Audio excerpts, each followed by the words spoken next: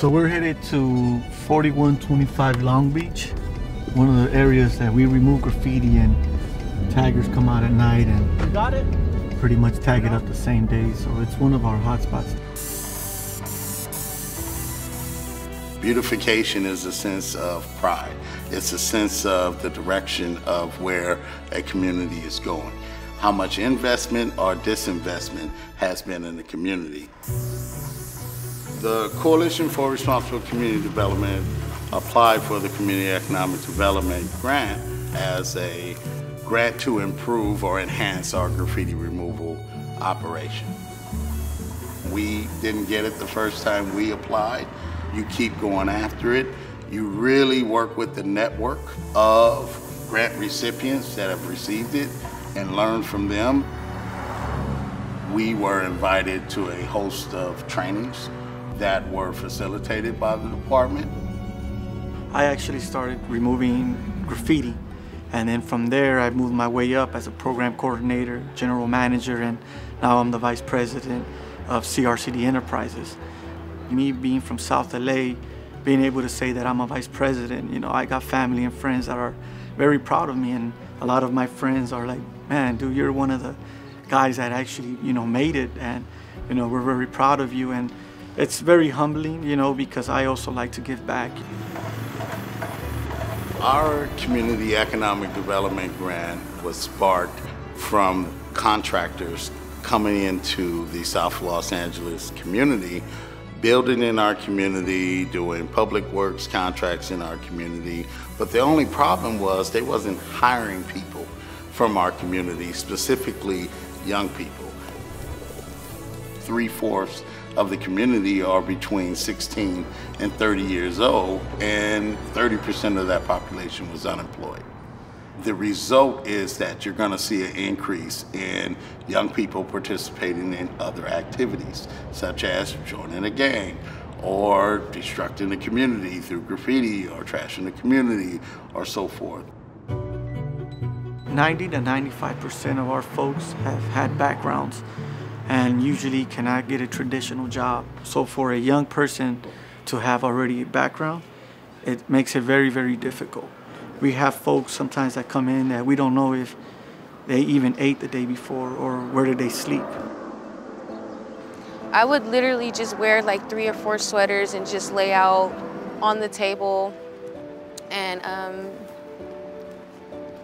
it was kind of difficult because I had to make sure that nobody was around me that can hurt me. There were constant gangs here. I've experienced part of my homelessness here, sleeping here at the park on the benches, showering in the bathroom stalls here. I lost my mom and my father at a very young age. Grew up with my aunts, ended up going into foster care for about 4 years.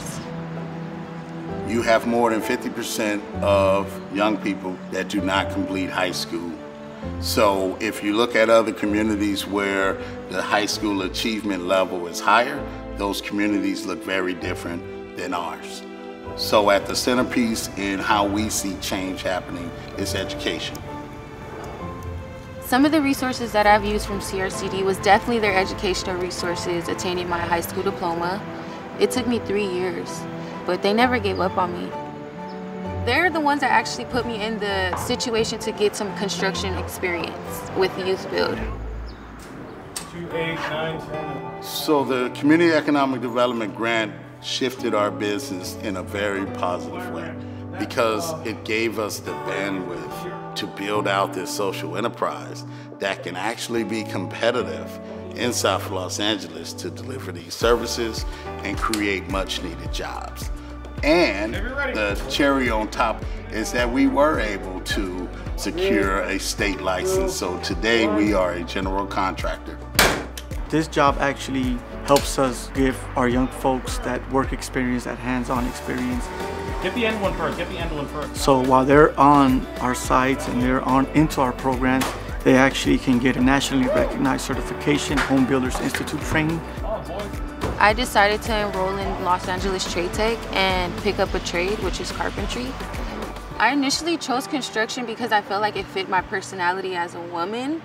I really like to work with my hands. I'm very skilled. I feel like I can problem solve, and what better field to go into was construction. I think this particular grant really pushes you to really think through what change is. And if you're not approaching it as an investment, you shouldn't apply. The initial advice I would give to a grantee that is feeling overwhelmed is just to remember why you applied in the first place.